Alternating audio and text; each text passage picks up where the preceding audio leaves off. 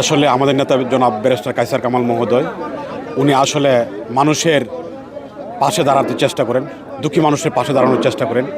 তারই ধারাবাহিকতা অনুযায়ী প্রথম দিকে দুর্গাপুর কুল্লাগড়া ইউনিয়নে উনি ফ্রি চিকিৎসা ফ্রি চক্ষু ক্যাম্প একটা আয়োজন করেন। ওইখানেও 5,000 লোকের চিকিৎসা ব্যবস্থা করেন। দ্বিতীয়ত আমাদের কলমাকান্দা পাইলট স্কুলে এখানেও ফ্রি চক্ষু ক্যাম্প আয়োজন করা হয়। ওইখানেও প্রায় 5,000 লোকের উনি এই সেবাটা দিয়েছিলেন। এবং মনে করেন এর গরিব দুঃখী অসহায় মানুষ, এটা প্রত্যন্ত অঞ্চল, এখান থেকে ময়মনসিংহ এবং ঢাকাতে এই সেবাটা নিতে আসলে মানুষের কষ্ট হয় এবং আমাদের এলাকার অধিকাংশ মানুষ দরিদ্র মানুষ।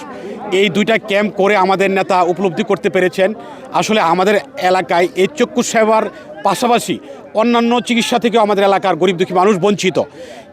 তাদেরকে কি সেবা দেওয়া যায়, তারই ধারাবাহিকতা অনুযায়ী আজকের এই মেডিকেল ফ্রি ক্যাম্প শহীদ জিয়ার প্রেসিডেন্ট ওনার জন্মবার্ষিকী উপলক্ষে উনি এই আয়োজনটা করেছেন এবং সকল রোগের এখানে চিকিৎসা দেওয়া হবেন।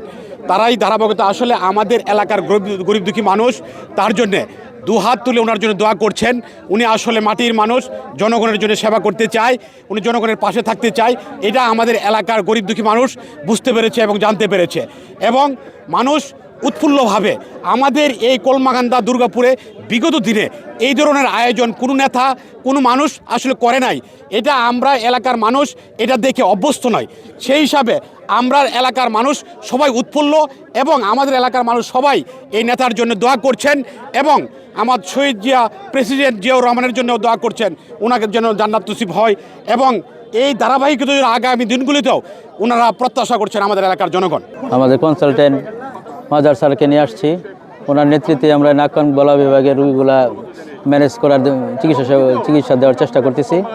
এখানে বেশিরভাগ সমস্যা যেহেতু গ্রাম এলাকায় যে কানের সমস্যা, কানে কি আমরা যারা পুকুরের পানিতে গোসল করে বেশি মাথায় ভিজায় গোসল করে তাদের এই জিনিসটা বেশি হয়। আমরা এই রকমের রুগী বেশি পাচ্ছি, অন্যান্য রুগীও পাচ্ছি, যেমন নাকের পলিপাস, একটা নাকের পলিপ পাওয়া গেল যে নাক বন্ধ হয়ে থাকে, মাথা ব্যথা করে ঘুমাইতে পারে না, এরকম সমস্যাও আছে। অনেকের সময় টনসিলের সমস্যা, গলা ব্যথা করে, শীতের সিজনে সাধারণত গলার রোগটা বেশি হয়, এরকম পেশেন্টই আমরা বেশি পাচ্ছি। নাজিরপুরে আজকে 3,000-এরও কিছু বেশি 3100 রোগী রেজিস্টার্ড হয়েছে ডাক্তার সাহেবদেরকে দেখানোর জন্য।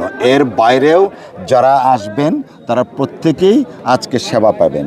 ডাক্তার সাহেবদেরকে দেখানোর পরে 4টা এখানে ফার্মেসি করা আছে, সেই ফার্মেসির থেকে বিনামূল্যে পেশাগত এবং চিকিৎসা সেবা পাওয়ার পরে বিনামূল্যে ঔষধ নিয়ে যার যার বাড়িতে যাবেন। এখানে একটা বিশেষ অত্যন্ত প্রণিধানযোগ্য, তা হলো বিএনপির ভারপ্রাপ্ত চেয়ারম্যান জনাব তারেক রহমান সাহেবের নির্দেশনায় সারা বাংলাদেশে আমরা যারা বিএনপির রাজনীতির সাথে সম্পৃক্ত রাজনীতি করি, আমাদেরকে তিনি নির্দেশনা দিয়েছেন মানবতার কল্যাণের জন্য কাজ করার জন্য।